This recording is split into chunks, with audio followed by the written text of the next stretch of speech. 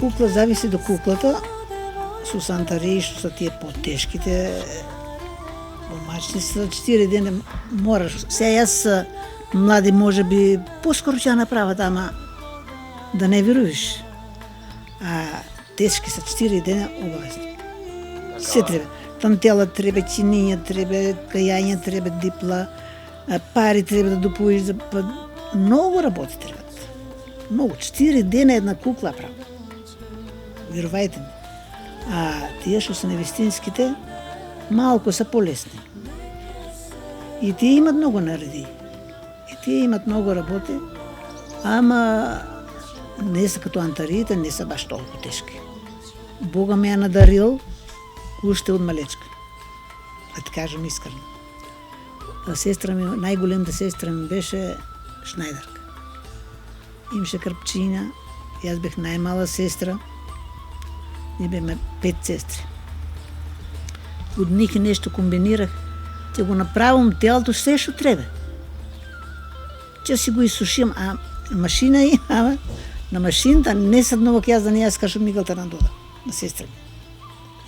Толку бех прецизна, се на рака се шија. Ќе исушиме фустан. Ќе најдам тенко нешто за мрежа. Ќе исушим мрежа, как шо е мрежа, като невеста горе, ка виде. Од старо време, од тие старите шарени што видите горе. Ќе расплетам, тоа нели кога ќе го расплетиш, на грчанко стоја така, расплетанто. И јас ќе го нанижам и венче ќе го направам. Момичките сите по мене трчат. Сите другарки, уште од малечка. Ка подпораснах голема веќе проблема, друзи се мажи.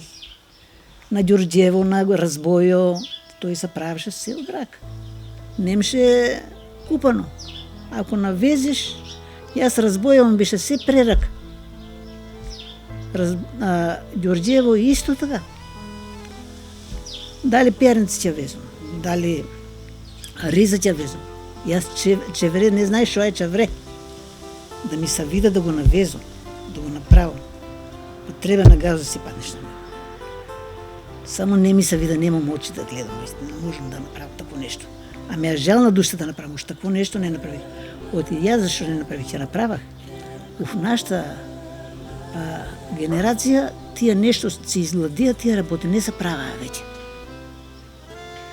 И чевре не направих, ризи многу од визех, и кајак и визех. И перници визех се. Ама за такво нешто не направих. И тоа нешто кога се мажих в колектив, беме тоешко тоа време.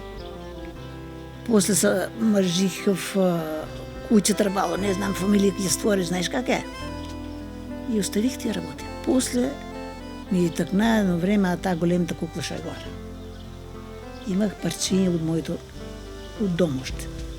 Викам, сега ќе направиме една кукла, сукрашена е, сукрашена кукла.